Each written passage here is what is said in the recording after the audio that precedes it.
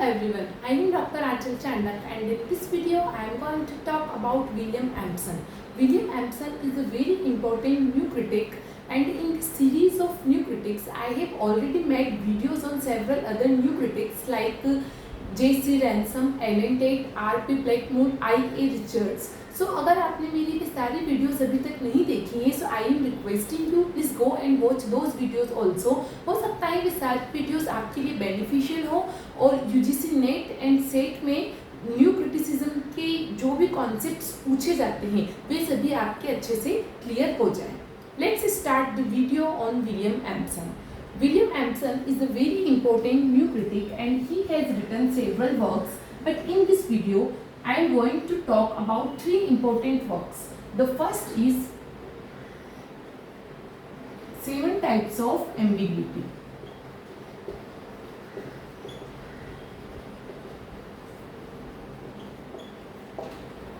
The second is some virgins of pastorals.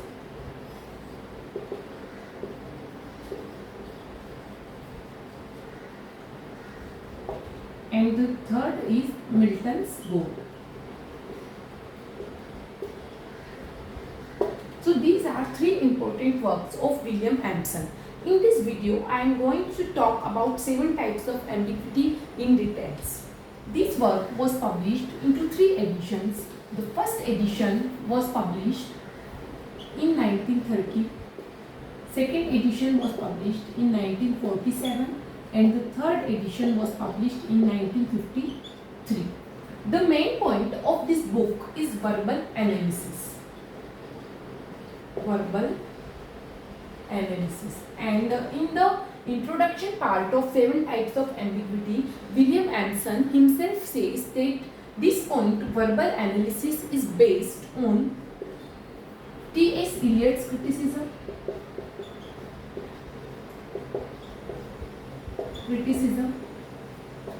and zeitgeist movement.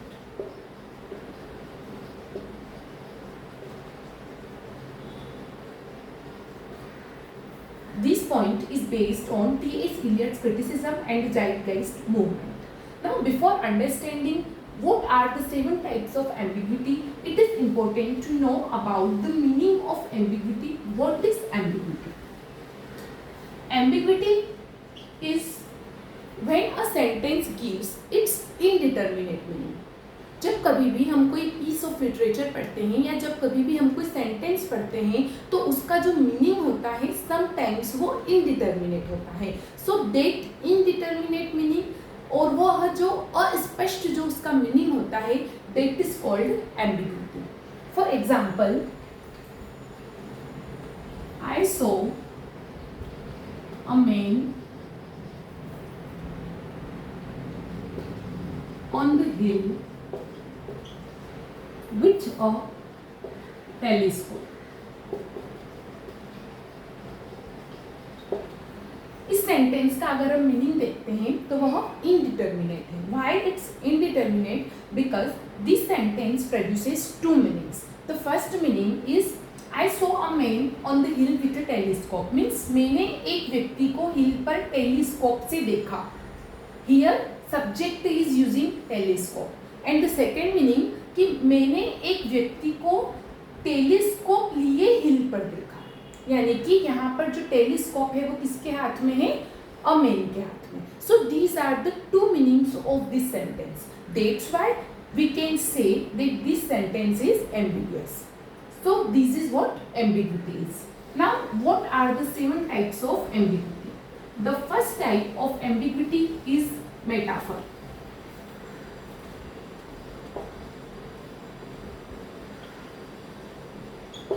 Metaphor क्या होता है? In the metaphor we compare two dissimilar things. हम क्या करते हैं metaphor में?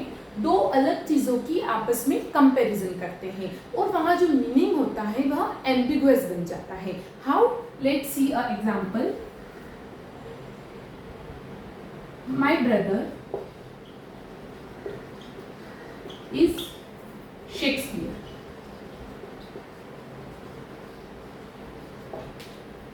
My brother is Shakespeare. Here I am comparing my brother to Shakespeare. And what is I am saying कि मेरा ब्रदर जो है वह शेक्सपियर है. नाउ मेरा ब्रदर जो है वह शेक्सपियर कैसे हो सकता है? यहाँ पर मैं क्या कर रही हूँ, शेक्सपियर की जो राइटिंग स्किल्स हैं उसकी कंपैरिजन अपने ब्रदर से कर रही हूँ कि मेरे ब्रदर की जो राइटिंग स्किल्स हैं वह शेक्सपियर की तरह है. यहाँ पर मैं कंपैरिजन कर रही हूँ और यहाँ पर जो कंपैरिजन शो करने वाले जो वर्ड होते हैं लाइक और एस, वो वर्ड क्या है, इम्प्लाइड है, इसलिए हमको यहाँ पर एम्बिग्विटी शो हो रही है. And this is the metaphor. The second type of ambiguity is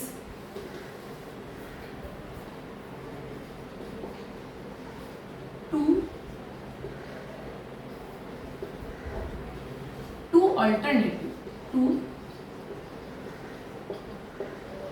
alternative meanings are fully resolved into one. जब एक ही चीज के दो मीनिंग निकलते हो, एक ही कंटेक्स्ट में उसी चीज के जब दो मीनिंग निकलते हो, that is the second type of ambiguity. For example,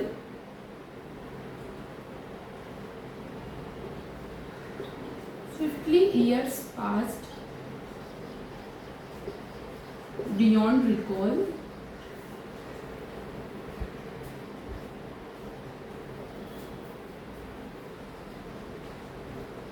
Solemn stillness of this spring morning.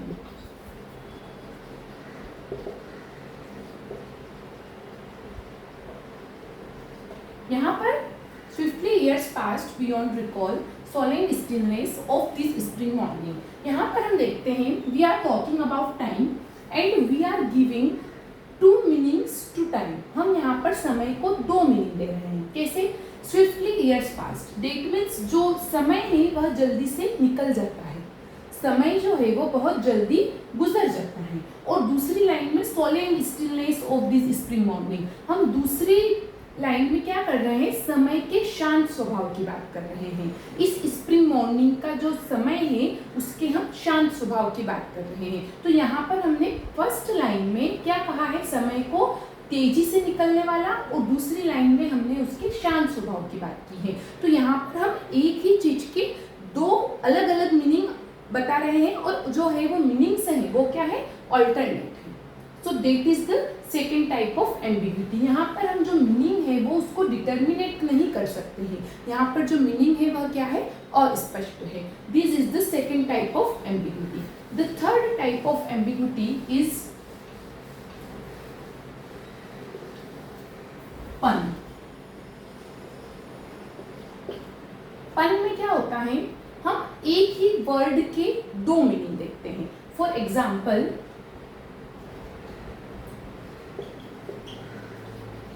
a tiger cannot change its spots. Here spots is giving two meanings. How? One is on the body of tiger, जो spots tiger की body पर होते हैं, और second spot a place. So in this sentence there are two meanings. एक जो tiger होता है वह अपने बॉडी के जो स्पॉट्स हैं उनको चेंज नहीं कर सकता है. या फिर हम इसका ऐसा भी मीनिंग देख सकते हैं कि a tiger can not change its place. So here spots is giving two meaning, that is pun. The fourth type of ambiguity is intentional fallacy.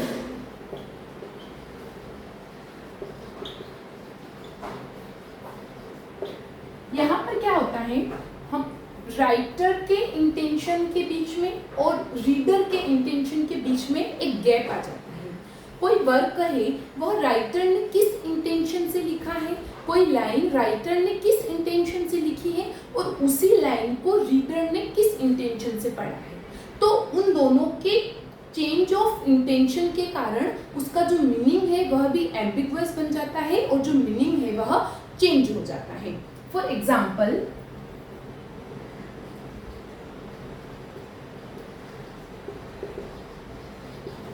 Fine line for the time being means यहाँ पर जो word है line, इसके two meanings हैं।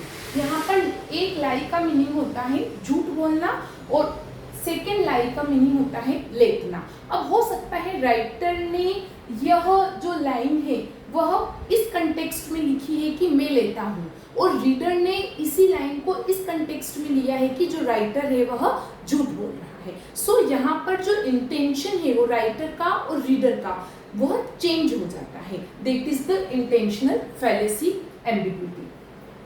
The next type of ambiguity is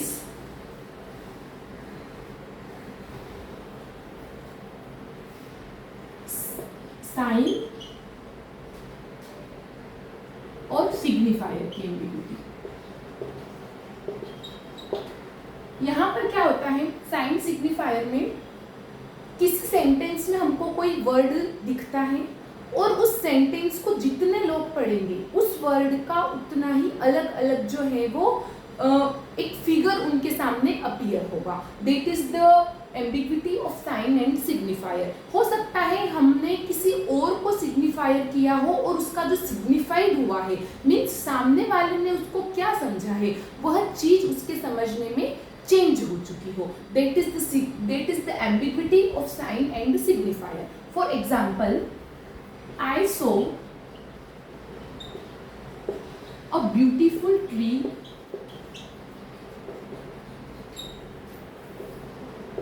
in my school। यहाँ पर मैंने कहा मैंने अपने स्कूल में ब्यूटीफुल ट्री देखा है ना। यहाँ पर मैंने यह डिफाइन नहीं किया है कि वह जो ट्री है वो ब्यूटीफुल क्यों है।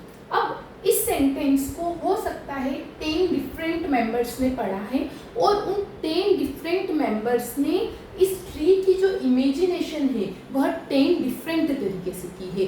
हो सकता है किसी ने इस ट्री को सुंदर इसलिए समझा हो कि उसने इस ट्री को रेड फ्लावर्स वाला कहा है। दूसरे मेंबर्स के लिए यह ट्री लॉन्ग ट्री हो सकता है। तीसरे मेंबर के लिए यह ट्री एक येलो फ्लावर वाला ट्री हो सकता है। फोर्थ मेंबर के लिए यह ट्री बहुत घना हो सकता है, उस कारण से यह ब्यूटीफुल है। तो सभी के लिए ये जो सिग्निफायर है ये सभी के लिए एक अलग अलग सिग्निफाइड करता है, सभी को अलग अलग सिग्निफाइड करता है। इसका जो नजरिया है वो सभी के लिए अलग अलग है। So this is the ambiguity of sign and signifier. One more example of this ambiguity is I want to buy a cup for taking tea. यहाँ पर जो कप है, मैं एक कप खरीदना चाहता हूँ चाय के लिए, ओके ना। यहाँ पर जो कप है वह हो सकता है 10 लोगों ने इस कप को अलग अलग समझा हो। For one person it is a yellow cup, for the second person it is a red cup, for the third person it is a long cup, for the fourth person it is a short cup. So सभी के लिए ये जो cup है ये अलग अलग signified हो सकता है। सो यहाँ पर जो मीनिंग होगा वह इनडिटर्मिनेट हो जाता है। सो this is the ambiguity of sine and signifier. Now the next type of ambiguity is about gap। 6 type की जो ambiguity है वह होती है गैप की। कौन सा gap? Whenever we read a piece of literature, sometimes what we see that the writer has left the sentence incomplete, or we can say he ends the literary piece to an open ending. वो उसकी एक open ending पर उसको and कर देता है, या फिर वो उस सेंटेंस को बीच में भी कहीं पर इनकम्प्लीट छोड़ देता है। जैसे for example, I want for living a happy life.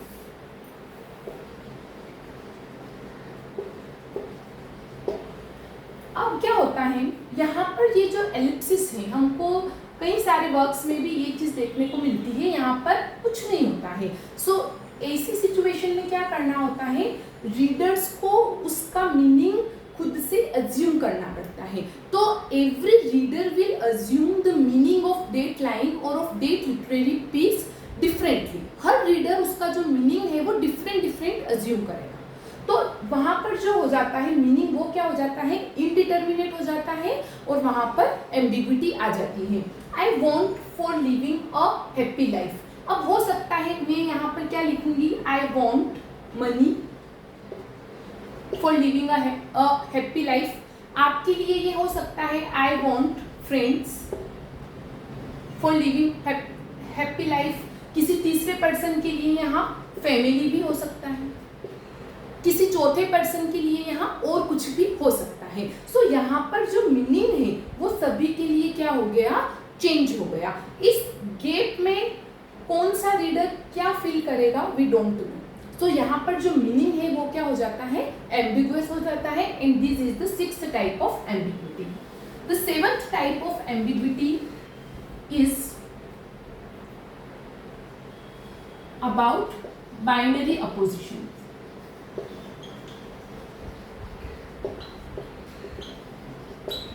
Binary opposition, यहाँ पर क्या होता है, जब कभी भी हम किसी वर्ड को देखते हैं लाइक ब्लैक, तो हमारे दिमाग में जो वाइट्स की प्रति जो आइडियोलॉजी है, जो इमेज है, that automatically comes in our mind.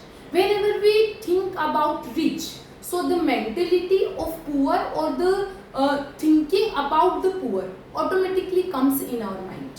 तो यहाँ पर जो होता है, जैसे rich, poor, whites, black, dark, light, good, evil. तो यहाँ पर क्या होता है कि जब कभी भी हम गुड के बारे में सोचेंगे, एविल की जो बात है वो ऑटोमेटिकली हमारे दिमाग में आ जाती है। क्योंकि कोई चीज एविल है तो इसका मतलब है कि दूसरी चीज गुड भी होगी, क्योंकि गुड का एग्जिस्टेंस ही तब है क्योंकि एविल है। अगर एविल ही नहीं होगी तो गुड क्या होगा, कोई समझेगा ही नहीं कि व्हाट इज गुड। अगर एविल है तभी गुड है, ब्लैक्स है तभी वाइट्स है, पुअर है तभी रिच है। तो हम जब कभी भी इन चीजों के बारे में सोचते हैं तो इनकी जो बात है that automatically comes in our mind and the meaning becomes ambiguous. So these are the 7 types of ambiguity given by William Empson. If you like this video, please do it like, share and subscribe. Thank you.